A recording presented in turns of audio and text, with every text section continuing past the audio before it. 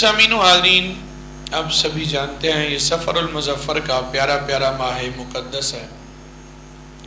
یقیناً اللہ رب العزت کی بنائی ہوئی سب چیزیں پیاری ہیں، چاہے وہ کوئی دن ہو چاہے وہ کوئی مہینہ ہو، اس میں کسی حوالے سے محض اس دن کی وجہ سے یا محض اس مہینے کی وجہ سے کوئی نحوست نہیں، کوئی مہینہ منحوس نہیں ہے، کوئی دن منحوس نہیں۔ اگر کہیں نحوست ہے تو وہ ہمارے گناہوں کے اندر ہے۔ زمانہ جاہلیت میں بھی لوگ سفر المظفر کے حوالے سے مختلف قسم کی باتیں کیا کرتے تھے، طرح طرح کی دین سے دور لوگ باتیں کرتے، یہ مصیبت فلاں آدمی کی وجہ سے آئی، یہ مصیبت فلاں دن کی وجہ سے آئی۔ اللہ کے پیارے نبی علیہ السلام چونکہ جہالت کو بھی دور کرنے آئے، گمراہی کو بھی دور کرنے آئے، لوگوں کو شرک سے پاک کرنے آئے، اللہ کے پیارے نبی علیہ السلام نے باقاعدہ حدیث مبارک میں سفر کا نام لے کے فرمایا لا سفرا، اے لوگو سفر میں کوئی نحوست نہیں ہے، ولا عدوا، کسی بندے کو بیماری محض دوسرے بندے کے بیمار ہونے کی وجہ سے نہیں لگتی، ولا حامتا، الو میں کوئی نحوست نہیں ہے۔ تو اللہ کے پیارے نبی علیہ السلام نے سفر کے حوالے سے باقاعدہ یہ ارشادات فرمائے کہ سفر کو کوئی منحوس نہ سمجھے۔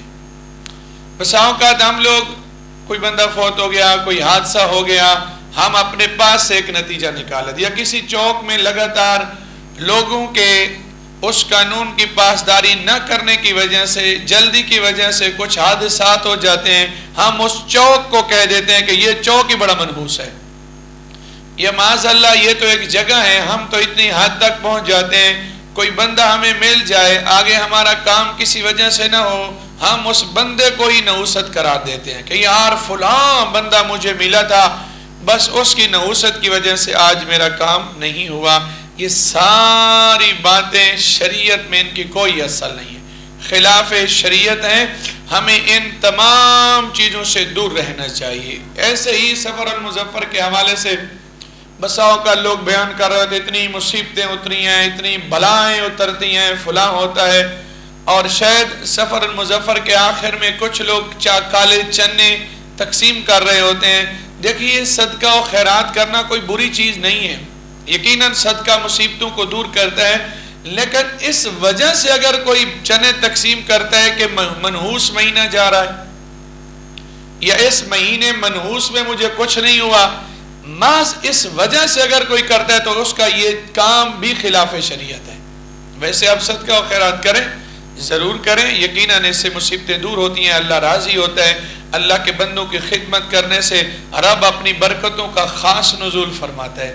لیکن یہ نظریہ رکھ لینا کہ یہ منحوس مہینہ، بلکہ فتاوی عالمگیری میں تو ایک بات یہ بھی لکھی ہے کہ لوگوں نے کچھ حدیثیں بھی گھڑ لی ہیں، مثلا کچھ لوگوں میں یہ بات مشہور ہو گئی کہ اللہ کے نبی علیہ السلام نے فرمایا من بشرنی بخروج سفر، جو بندہ مجھے سفر کے جانے کی خوشخبری سنائے میں اسے جنت کی خوشخبری سناتا ہوں۔ ایسی بھی کوئی حدیث نہیں ہے، یہ من گھڑت ہے۔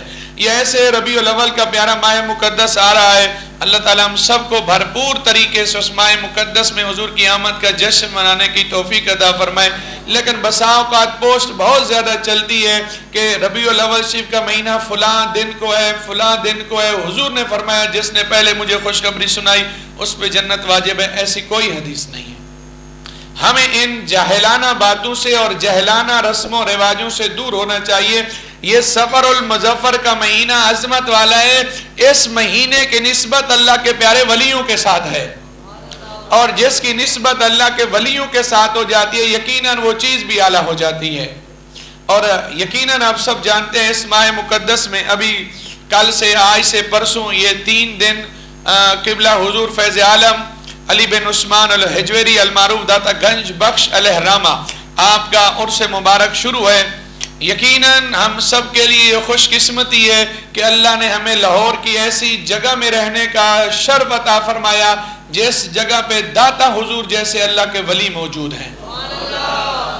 یقین جانیے آپ نے ذرا اندازہ کرنا ہے، جو لوگ ہو کے آئے ہیں یہ آپ خود چکر لگا کے دیکھیں، آج اگر کوئی بندہ خود سے دعوت کرتا ہے بیٹے کی ہو، بیٹی کی شادی کا اہتمام کرے، بڑی سے بڑی دعوت کرے، اتنے سینکڑوں لوگوں کو وہ دعوت دے، سارا کچھ بتائے فلاں فلاں فلاں فلاں یہ ہوگا، تو جب لوگ آتے ہیں اگر 100 کو دعوت دی ہے تو 20 30 40 50 بندار ہوتے ہیں، لیکن قربان جاؤں اللہ والوں کی اس قوت پر اور ان کے اثر پر اور ان کے دلوں، ان کی محبت جو لوگوں کے دلوں میں راسخ ہے۔ اب سال کے بعد یہ عرص مبارک آتا ہے، کسی کو اسپیشل سوائے خاص بندوں کے کوئی لیٹر نہیں جاتا، آپ چکر لگا کے دیکھیں آپ کو یوں لگے گا پوری دنیا یہاں اکٹھی ہوئی ہوئی ہے۔ یہ کیسا تصرف انہوں نے کیا ہے، یہ کیسا ہے؟ اور پھر یہاں یہ تمام ہمیں کوئی کرنا پڑتا ہے، سال بھر میں یا 4 سالوں میں یا 10 سالوں بعد ہم بیٹے کی شادی کریں، پوری زندگی کی جمع پونجی خرچ کرنے کے بعد ایک دفعہ بندہ بالکل زمین پہ آ جاتا ہے، لیکن یہاں دن ہے رات ہے صبح ہے شام ہے لنگر جاری و ساری ہے۔ میں ایک بات آپ کو عرض کروں بلا مبالغہ، مجھے کوئی دن پہلے ابھی عرس کی تقریبات سے پہلے مختلف اداروں کے مقابلہ جاب ہوتے ہیں، مثلا جو تلاوت کا مقابلہ ہوتا ہے، نعت کا ہوتا ہے، تقریر کا ہوتا ہے۔ تقریر کے لیے مجھے جانا پڑا بطور جج، بین المدارس پنجاب کے طلباء کا مقابلہ تقریر تھا، تو والد وہ ہو گیا۔ جب اس کے بعد ہم بیٹھے، ایک مفتی صاحب مجھے بتا رہے تھے جو وہاں اس ادارے میں پڑھاتے ہیں، کہتے ہیں مفتی صاحب داتا حضور کے عرس کی تقریبات کے لیے جو اہتمام ہوتا ہے، صرف وہ کہ جو تنظیمی طور پر جو بجٹ منظور ہوتا ہے 1 کروڑ روپیہ صرف بکرے کے گوشت کے لیے منظور ہوتا ہے۔ اب بتاؤ وہ کون دیتا ہے، وہ کہاں سے آتا ہے؟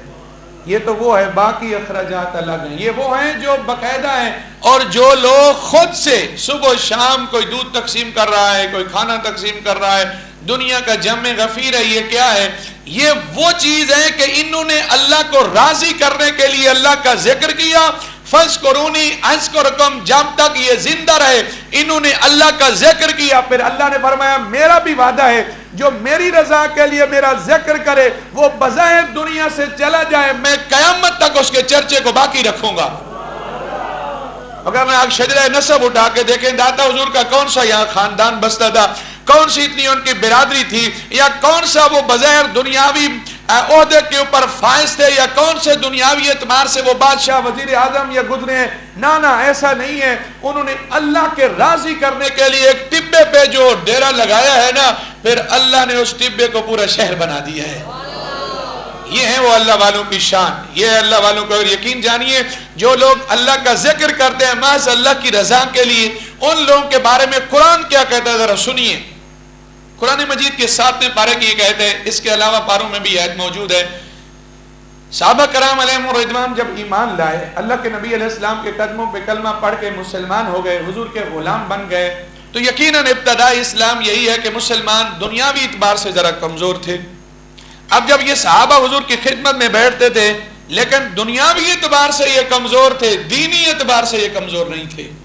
اللہ کی رضا، اللہ کی ذات پہ بھروسہ پورا تھا، دین کے ساتھ اخلاص تھا۔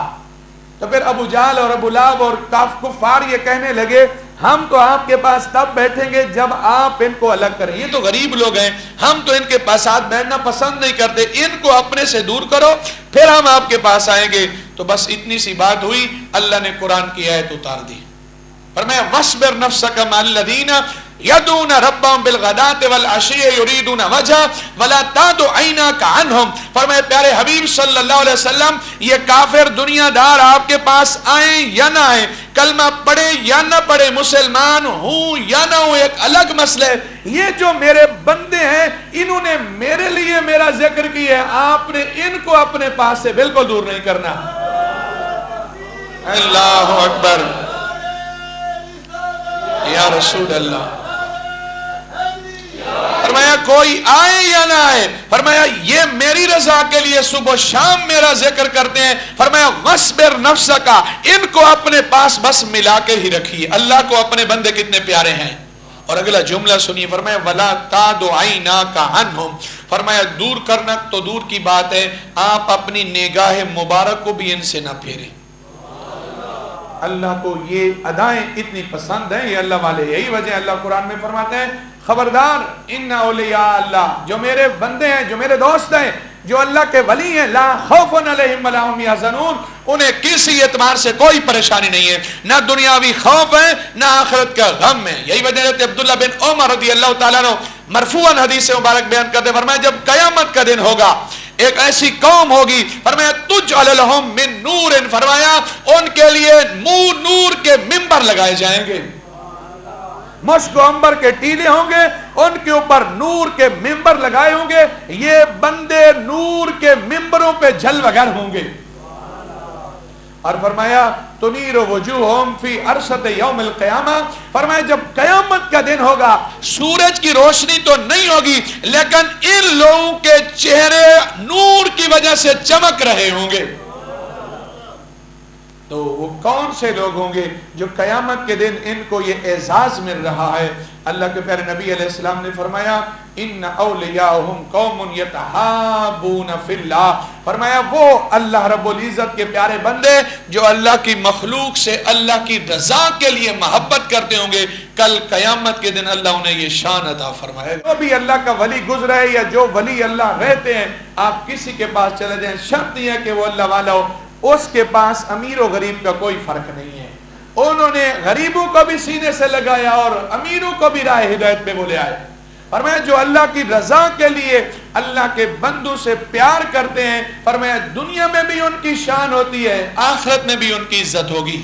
یہ دنیا میں شان نہیں ہے، یہ دنیا میں چرچا نہیں، ہم میں سے ہر بندہ یہ چاہتا ہے میں یہ کام کروں اور لوگ سوشل میڈیا پہ شیئر کرتے ہیں میرا نام باقی رہ جائے، مجھے لوگ یاد کریں، کمنٹس کریں۔ یار ان کو صدیاں بیت گئی ہیں، آپ نے پڑھا ہوگا 979واں عرص پاک ہو رہا ہے، یعنی 979 سال ہو گئے، 79 979 سال اس بزرگ کو یہاں سے گزرے ہوئے عرصہ بیت گیا، لیکن لوگوں کے دلوں پہ آج بھی ایسے راج کرتا ہے جیسے ہمارے سامنے موجود ہو۔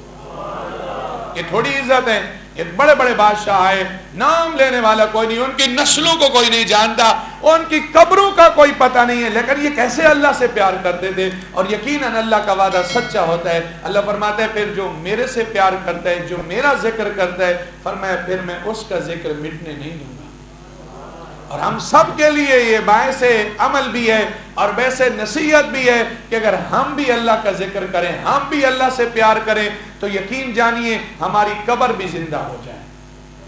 آپ دیکھ لیں اتنے لوگ قبرستان میں آپ بھی جاتے ہوں گے، جانا بھی چاہیے، ایسی قبریں ہیں کہ گر چکی ہیں، پتہ ہی کوئی نہیں ہے، بسا اوقات تو ایسا بھی ہے نشان و نام و نشان تک مٹ گئے ہیں، بسا اوقات ایسا بھی ہے پرندے وہاں مختلف قسم کی غلاظت ڈال رہے ہیں۔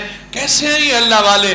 آپ صبح جاؤ، آپ شام جاؤ، آپ دن کو جاؤ، آپ رات کو جاؤ، قرآن کی تلاوت ہو رہی ہے، لوگ لاکھوں کی کروڑوں کی تعداد میں ختم قرآن پاک پڑھ کے ان کی ارواح کو پیش کر رہے ہیں۔ وہاں تو جو جا رہے ہیں آپ پورے پاکستان کا خصوصاً لاہور کا چکر لگائیں، آج کل آپ کو کوئی ایسی مسجد نہیں نظر آئے گی جس مسجد میں داتا حضور کے نام کا عرس نہ ہو رہا ہو۔ یہ کیسے اعزاز مل جاتے ہیں میرے عزیز؟ اللہ کے پیارے نبی علیہ السلام نے فرمایا من کان للہ کان اللہ لہ، فرمایا جو بندہ اللہ کے لیے ہو جائے نا پھر اللہ اس کا ہو جاتا ہے۔ حضرت ابراہیم بن ادم کا آپ نے نام سنا ہوگا، حضور داتا علی حجویری اپنی کتاب کشف المحجوب میں ذکر کرتے ہیں، آپ پڑھ کو تو دیکھیں، میں اکثر ترغیب دلاتا ہوں آپ انہیں پڑھنے چاہیے۔ آپ نقل کرتے ہیں یہ واقعہ کہ حضرت ابراہیم بن ادم اللہ کے پیارے ولی گزرے ہیں، آپ جا رہے ہیں، ایک چرواہا بکریوں کو چرا رہا ہے، آپ اس سے کہتے ہیں کہ چرواہے مجھے پانی چاہیے، جو اللہ والے ہوتے ہیں ان کی نظر بھی اندر تک ہوتی ہے، حالانکہ وہ کہتے ہیں حضور میرے پاس تو دودھ ہے بکریوں کا اور دودھ بغیر پانی سے ہے بھی اعلیٰ، میرے سے تو دودھ مانگو، پر میں نہیں، مجھے تو پانی چاہیے۔ اب جانتے تھے بظاہر یہ بکریوں کو چرا رہا ہے، اللہ نے اسے ہدایت کا منبع اور سرچشمہ بنایا ہے، پر میں نہیں، مجھے تو پانی چاہیے۔ ہم نے فرمایا پانی چاہیے، اس بکریوں کو جو بظاہر بکریوں کا چرواہا تھا اس کی کیا شان تھی بظاہر دنیا داروں کے سامنے، اس نے وہی ڈنڈا وہی عصا جس سے بکریوں کو چلاتا تھا ایسے پتھر پہ جو مارا، اللہ نے پانی کا چشمہ جاری کر دیا۔ حضرت ابراہیم بن ادم سے پوچھتے ہیں کہ یہ رتبہ تجھے کیسے مل گیا، یہ تیرا اعزاز کیسے مل گیا کہ تو پتھر پہ ڈنڈا لگائے اور چشمہ جاری ہو جائے؟ وہ بکریوں کا چرواہا کہتے ہیں حضور قرآن اللہ کے پیارے نبی علیہ السلام نے جو فرمایا من کان للہ کان اللہ لہ، جو اللہ کا ہو جائے اللہ ساری کائنات اس کے تابع کر دیتا ہے۔ فرمایا یہ اعزاز مجھے اللہ کے نبی علیہ السلام کی اطاعت اور اللہ کی فرما برداری کی وجہ سے ملا ہے، یہ ان کو وہ اعزاز ملتا ہے۔ یہی وجہ ہے حضرت امام احمد بن حنبل رحمہ حضرت بشر حافی کے پیچھے پیچھے دوڑتے ہیں. لوگ کہتے ہیں کہ آپ تو بہت بڑے عالم ہیں, فقیہ ہیں, وقت کے امام ہیں, اتنے لوگ آپ کی پیروی کرتے ہیں اور ایک عام سے بندے کے پیچھے, صوفی کے پیچھے آپ بھاگ رہے ہو. حضرت امام احمد بن حنبل رحمۃ اللہ علیہ فرماتے ہیں, لوگوں جس رب کو میں مانتا ہوں یہ صوفی اس رب کو مانتا بھی ہے, اس رب کو جانتا بھی ہے. اللہ اکبر یا رسول اللہ. امام حسن بصری رحمت اللہ علیہ کا آپ نے نام سنا ہے. امام حسن بصری رحمت اللہ علیہ ایک بندے کو ملنے کے لیے بڑے دور دراز سے جاتے ہیں. جب وہاں جاتے ہیں اس کی ظاہری شکل و صورت کو دیکھ کر آپ نماز نہیں پڑھتے, واپس چلے آتے ہیں. ورنہ میں نے تو سنا تھا بڑا اللہ والا ہے, اس کی ظاہری شکل ہی ایسے ہے, نماز نہیں پڑھی. جب واپس لوٹتے ہیں, رات کو سوتے ہیں, خام میں آواز آتی ہے, امام حسن بصری اگر تو ایک نماز اس بندے کے پیچھے پڑھ لیتا ہم دنیا میں تیری ساری غلطیوں کو مٹا دیتے. حضرت ابراہیم یہ جاتے حضرت تعیناتی رحمت اللہ علیہ کے پاس, مغرب کی نماز کا وقت ہوتا ہے. جب مغرب کی نماز پڑھتے ہیں ان کے پیچھے ہی نماز پڑھتے ہیں. نماز کے بعد دل میں خیال آیا ظاہری حالت کو دیکھ کر کہ میں تو بڑی دور دراز کا سفر کر کے آیا تھا, یہ ہوگا میری تو نماز ہی ضائع ہو گئی ہے. ظاہری صورت کو دیکھ کر تو بس اتنی سی بات ہوتی ہے. وہ بزرگ جب باہر نکلتے ہیں, آپ بھی حضرت تعیناتی رحمت اللہ علیہ آپ بھی باہر نکلتے ہیں. جو ہی آپ آگے جاتے ہیں نا تو شیر ان کے پیچھے لگتا ہے. جو بزرگ زیارت کرنے کے لیے آئے تھے تو بزرگ جن کے پیچھے نماز پڑھی, جن کے بارے میں یہ کہا جا رہا تھا کہ ان کے پیچھے تو نماز ہی ضائع ہوگی, اس نے کہا شیر میں نے کتنی دفعہ تجھے کہا ہے میرے مہمانوں کو نہ چھیڑا کر. کائنات ان کے تابع ہوتی ہے, کائنات ان کے تابع ہوتی ہے. لیکن میں آپ کو عرض کروں یہ مرتبے ایسے نہیں مل جاتے. ہم تو یہ سمجھتے ہیں آج جس کے پاس 10 کڑے ہوں, جس کے بال یہاں تک آ رہے ہوں, جس کی لٹ بہت بڑی ہو, اس نے 20 انگوٹھیاں پہنی ہو, اس نے کوئی 200 تعداد میں یا 300 تعداد میں بڑی بڑی تسبیح پہنی ہو, بھلے سنت کے مطابق اس کا کام ہی نہ ہو, ہم اسے پیر سمجھ رہے ہیں نا. دیکھیے یہ ذہن میں رکھیے, اللہ کا قرب نماز کے علاوہ کسی اور عبادت میں اتنا نہیں ملتا جتنا اللہ کی نماز سے ملتا ہے. یہ ذہن میں رکھیے. یہی وجہ اللہ کے پیارے نبی علیہ السلام نے فرمایا اللہ سب سے زیادہ اور اللہ کے قریب وہ بندہ ہوتا ہے جب بندہ سجدے کے عالم میں ہوتا ہے. اللہ کا سب سے زیادہ قرب اسے سجدے کے عالم میں ملتا ہے. اور ہم یہ سمجھ رہے ہوتے ہیں بسا اوقات اس طرح کے جو جاہل صوفی ہیں, میں جاہل کی بات کر رہا ہوں, جو دین سے دور ہیں, جنہیں شریعت کا پتہ ہی نہیں ہے, وہ بسا اوقات یہ کہہ رہے ہوتے ہیں کہ دین نماز تو مولویوں کا کام ہے. یار آپ کو مولوی نظر آئے, آپ کو رسول اللہ نظر نہیں آئے. نماز تو میرے پیارے آقا کریم صلی اللہ علیہ وسلم نے پڑھی ہے, اور ایسی نماز پڑھی ہے کہ اس نماز کو کبھی چھوڑا نہیں ہے بلا وجہ. بلکہ ایسا بھی ہوا ہے, میں نے کتنی دفعہ عرض کی ہے, رسول اللہ اس حال میں بھی نماز پڑھنے آئے. ایک صحابی نے ادھر سے کندھا دیا, ایک صحابی نے ادھر سے, رسول اللہ نماز پڑھنے کے لیے تشریف لائے. اور آج ہم نمازوں کو چھوڑنے والے کو کہہ رہے ہیں, اور پھر اس جاہل صوفی کو ہم ہر قسم کے کھانے کھلا رہے ہیں. میں کہتا ہوں علی اعلان کہتا ہوں, ایسے جاہل جو شریعت سے دور پیر ہے, بناوٹی اور جعلی پیر ہے, اس کو مرغا کھلوانے سے بہتر ہے اس مرغے کو ہی زندہ رکھو, کم از کم صبح اذان تو دے گا, آپ کو نماز کے لیے اٹھائے گا تو صحیح نا. جس کو دین کا پتہ نہیں, وگرنہ اگر آپ حدیث مبارک پڑھتے ہو, اللہ کے پیارے نبی علیہ الصلوۃ والسلام فرماتے ہیں ما یزال عبدی حتی یتقرب الی بالنوافل, فرمایا میرا بندہ نوافل پڑھ پڑھ کے میرا قرب اختیار کرتا ہے. فرمایا ایک وقت ایسا آتا ہے میں اپنے اس بندے سے پیار کرتا ہوں, جب اس سے پیار کرتا ہوں نا کنت سمع الذی فیسمع بها, اس کے کان بن جاتا ہوں جس سے وہ سنتا ہے.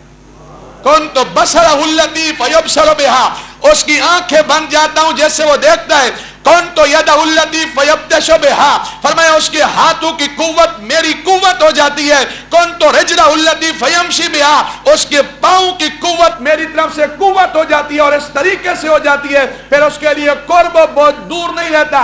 حضرت عمر مدینہ شریف میں بیٹھ کے, ممبر کے اوپر بیٹھ کے جمعہ کا خطبہ دیتے ہوئے مقام نہاون پہ حضرت ساریہ کو دور سے دیکھ بھی لیتے ہیں اور انہیں پکار بھی دیتے ہیں کہ ساریہ کافر پیچھے کی طرف سے تجھے حملہ کر رہے ہیں. پھر وہ اللہ والے جب وہ اس رتبے پہ فیض ہو جاتے ہیں نا, پھر وہ اگر پتھر کے اوپر ڈنڈا مارے اللہ پتھر کو پانی کر دیتا ہے, اگر پانی پہ ڈنڈا مارے اللہ پانی کو پتھر کر دیتا ہے. قرآن کہتے ہیں, آپ پڑھ کے دیکھیے, حضرت موسیٰ علیہ نبینا علیہ الصلوۃ والسلام اللہ والے جو تھے اور ہیں اور رہیں گے, اللہ نے انہیں یہ اعزاز دیا, اگر پتھر پہ ڈنڈا مارتے ہیں 12 چشمے جاری ہو جاتے ہیں, جب پانی سے گزرنے کا وقت آتا ہے اسی پانی پہ ڈنڈا مارتے ہیں, اللہ 12 راستے بنا دیتا ہے. پھر یہ اللہ والے ہوتے ہیں, اللہ ان کو یہ اعزاز دیتا ہے. واسب بن برخیہ 2 مہینے کے فاصلے سے اگر موجود ہو اور 2 مہینے دور ملکہ بلقیس کا تخت ہو, وہ یہ کہتے ہیں انا آتیک بہ قبل ان یرتد الیک طرفک, اے پیارے سلیمان علیہ السلام اگر مجھے اجازت دیتے ہو تو آنکھ کی پلک جھپکنے سے پہلے تخت لا کے رکھ دوں گا. پھر صرف دعویٰ ہی نہیں تھا, پھر کیا بھی ایسے ہے. فرمایا آپ بس ایک دو اوپر دیکھو, جب واپس دیکھو گے تو سامنے تخت موجود ہوگا. پھر اللہ رب العزت ان کو یہ اعزاز دے دیتا ہے, اگر وہ چھڑی کو ہاتھ لگا دیں, چھڑی کو, وہ چھڑی بھی روشنی دینا شروع کر دیتی ہے. اللہ انہیں یہ احساس دیتا ہے, چھڑی کو ہاتھ لگایا, چھڑی روشنی دے رہی ہے, وہ چھڑی جس چھڑی کو لگاتے ہیں وہ چھڑی آگے روشنی دے رہی ہے. یہ وہ اللہ والے ہوتے ہیں. من کان للہ کان اللہ لا, جو اللہ کا ہو جائے پھر اللہ ساری کائنات اس کے تابع کر دیتا ہے. لیکن میں آپ کو بار بار عرض کر رہا ہوں, یہ ایسے اعزاز نہیں مل جاتے, یہ دین سے دور ہو کر اعزاز نہیں ملتے, بلکہ دین پہ عمل کرنے کے ساتھ اللہ یہ اعزاز عطا فرماتا ہے. حضرت عبداللہ بن مبارک رحمت اللہ تعالیٰ عنہ آپ فرماتے ہیں, مجھے اس عورت پہ بہت رشک آتا ہے, اس عورت کی بات اور اس کا کام مجھے بھولتا نہیں ہے. پوچھا گیا وہ کون سا اس کا عمل تھا؟ فرمایا وہ عورت نماز پڑھ رہی تھی, نماز پڑھ رہی تھی, نماز کے اندر کتنی مرتبہ اسے بچھو نے ڈسا, ڈنک مارا, اس عورت نے نماز کو نہیں توڑا. جب نماز اس کی مکمل ہو گئی, کسی نے پوچھا تیرا یہ شرعی عذر تھا کہ بچھو تمہیں ڈس رہا ہے, موت بھی واقع ہو سکتی تھی, تو نے نماز کو چھوڑنا تو دور کی بات ہے, تیرے خشوع و خضوع میں بھی خلل نہیں آیا, وجہ کیا تھی؟ اس نے کہا مجھے شرم آ رہی تھی کہ میں عبادت رب کی کر رہی ہوں, کام اپنے کروں. ہمارا کیا عالم ہے آپ پوچھئے. رابعہ بصری کا نام آپ نے سنا ہے, پڑھ کے دیکھیے. رابعہ بصری فرماتی ایک دفعہ ایسا ہوا, میں نے خواب میں دیکھا کہ خوبصورت درخت ہے اور اس سے خوشبوئیں آ رہی ہیں اور اس کے پھل ایسے ہیں جو سونے, جو سورج اور چاند کی طرح چمک رہے ہیں. تو میں نے پوچھا یہ کس خوش نصیب کے لیے درخت ہے؟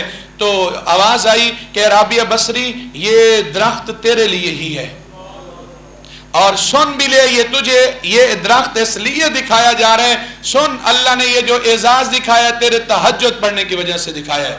لیکن رابعہ بصری فرماتی ہے میں جو درخت کے نیچے جاتی ہوں درخت کے سارے پھل گر جاتے ہیں. مجھے پریشانی سی لاحق ہو گئی کہ اتنا خوبصورت درخت, اتنے اس کے پیارے پھل اور سارے پھل گر جاتے ہیں. جب میں اس میں سائے میں جاتی ہوں تو بتایا گیا ہاں یہ پھل اس لیے گرتے ہیں جب تو تہجد کی نماز پڑھتی ہے نا, تیرے دل میں دنیاوی خیال آتا ہے. وہ کون سا؟ کہ میں نے دودھ گرم کیا ہے, پتہ نہیں خمیر ہوا ہے یا نہیں ہوا. فرمایا بس اس دنیاوی خیال کی وجہ سے اس درخت میں یہ کمی واقع ہو جاتی ہے. ذرا آج ہم دیکھیں, ہم کہتے ہیں ہمیں یہ تصرفات نہیں ملتے, ہمیں سکون نہیں ملتا, ہماری نمازوں کا کیا عالم ہے؟ ہم جب نماز پڑھتے ہیں ہماری کیفیت کیا ہوتی ہے؟ ہمیں سارے حساب اگر کرنے ہوتے ہیں تو نماز کے اندر ہی کرنے ہوتے ہیں. جب ہم نماز میں آئے اپنا چہرہ تو ادھر کیا, اپنے اعضاء تو ادھر اللہ کی طرف جھکائے, دل تو جھکایا ہی نہیں ہے. پھر اعزاز یہ کیسے ملے؟ جو اللہ والے ہوتے ہیں ذرا ان کا سنیے. حضرت ابراہیم بن ادم کا بھی ذکر ہوا, یہ بہت بڑے بادشاہ تھے.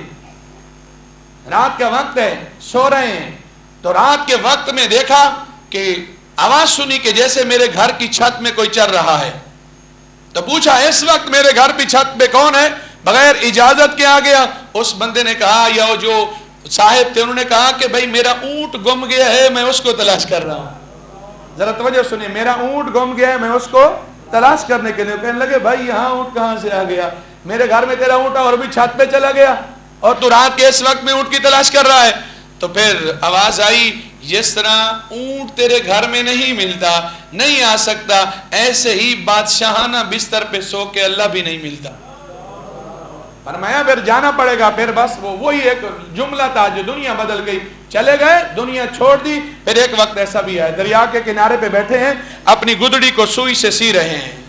جو اللہ والا ہو جاتا ہے اللہ تصرف کیسے دیتا ہے. گدڑی کو سی رہے ہیں, اور آپ کی رعایا میں سے آپ کے غلام آتے ہیں، آپ کو دیکھ کے کہتے ہیں میں نے آپ کو پہچان لیا، تم تو بہت بڑے بادشاہ تھے، آپ کا اتنا بڑا رعب و دبدبا تھا، اور آج یہ کر رہے ہو، بتاؤ وہ وقت اچھا تھا یا یہ وقت اچھا ہے؟ کہ گدڑی سی رہے ہو اور سوئی سے اپنے ہاتھوں سے سی رہے ہو، یہ کیفیت ہے، کوئی پوچھنے والا نہیں ہے وہ وقت اچھا تھا یا یہ وقت اچھا؟ سنیے، آپ جو سوئی آپ جس سے وہ گدڑی کو سی رہے تھے نا، وہی سوئی آپ نے اسی سامنے پانی میں ڈال دی، ڈالنے کے بعد کہنے لگا ہے مچھلیوں میری سوئی واپس لے آئے، بابا سے بول دیئے سبحان اللہ، فرمانے لگے مچھلیوں میری سوئی واپس دلاؤ، اور بھلا مچھلیاں کس کی سنتی ہیں؟ وہ میری اور آپ کی کوئی نہیں سنتا، اللہ والوں کے تابع پوری مخلوق ہوتی ہے، اللہ ایسا اعزاز دیتا ہے۔ تو کہا کہ میری سوئی واپس کرو، بس اتنا سے کہنے کی دیر تھی، وہ خود غلام کہتے میں نے دیکھا جتنی بھی پانی کے اندر مچھلیاں تھی، ہر مچھلی نے منہ باہر نکالا اور ہر ایک کے منہ میں سونے کی سوئی موجود ہے۔ فرمایا بتاؤ اب یہ وقت اچھا تھا یا وہ وقت اچھا تھا؟ یہ اللہ ان کو اعزاز عطا فرماتے ہیں۔ آپ دور نہیں جاتا، حضور چلے جائیں، دنیاوی لوگوں کے پاس بھی آپ جاتے ہیں، بڑے بڑے لوگوں کے پاس جاتے ہیں، کسی کے پاس جانے کا ایسا ادب ہے، داتا حضور علیہ الرحمہ کو اللہ نے یہ اعزاز دی ہے، بڑے سے بڑا بادشاہ بھی آئے وہ بھی جوتا اتار کے داتا حضور کے صحن میں جاتا ہے۔ اب بھی ہم کہیں کہ اللہ والوں کی کوئی شان، لیکن ہونا اللہ والا چاہیے۔ ہم نے جو سمجھ لیا ڈول ڈھمکا، مزاروں پہ جا کے یہ کرنا، اور عورتوں مردوں کا اختلاط، اور یہ بھنگ اور یہ چرس اور یہ فلاں اور مختلف قسم کے کڑے پہن لینا، انگوٹھیاں پہن لینا، دھاگے پہن لینا، اور پھر یہاں سے جاتے ہوئے ڈول ڈھمکا کرنا، اللہ والوں کی یہ تعلیمات نہیں۔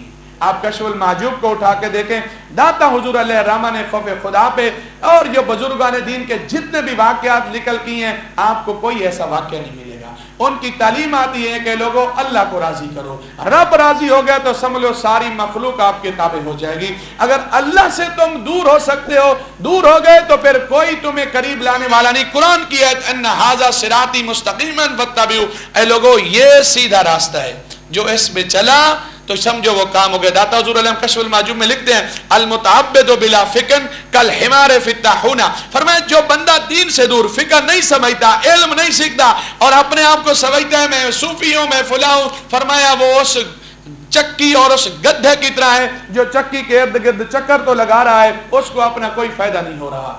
میرے عزیز میں آپ کو بار بار عرض کر رہا ہوں، ان بزرگوں کی تعلیمات میں یہی نماز ہے، روزہ ہے، حج ہے، زکوٰۃ ہے۔ اگر ہم ان کو خوش کرنا چاہتے ہیں اور چاہتے ہیں اللہ ہمیں بھی دنیا میں عزتیں دے اور ہم آخرت میں بھی پریشانیوں سے بچ جائیں، تو پھر آؤ قرآن و حدیث پہ عمل کرو، اللہ اور اس کی رسول کے خوشنودی کے لیے کام کرو۔ پھر رسول اللہ صلی اللہ علیہ وسلم کا اگر غلام حضرت سفینہ ہے، یہ جا رہے ہیں، آگے سے شیر آتا ہے، آپ شیر سے صرف اتنا کہتے ہیں انا غلام و رسول اللہ صلی اللہ علیہ وسلم، شیر تو جانتا نہیں میں تو رسول اللہ کا غلام ہوں۔ بس اتنی سی کہنے کی بات ہے، شیر گردن کو جھکا لیتا ہے، اپنے آپ کو حضرت سفینہ کے آگے آگے چلتا ہے، جہاں جانا چاہتے ہیں وہاں شیر پہنچا کے آتا ہے۔ من کان للہ کان اللہ، جو اللہ کا ہو جائے پھر ساری کائنات اس کی ہو جائے۔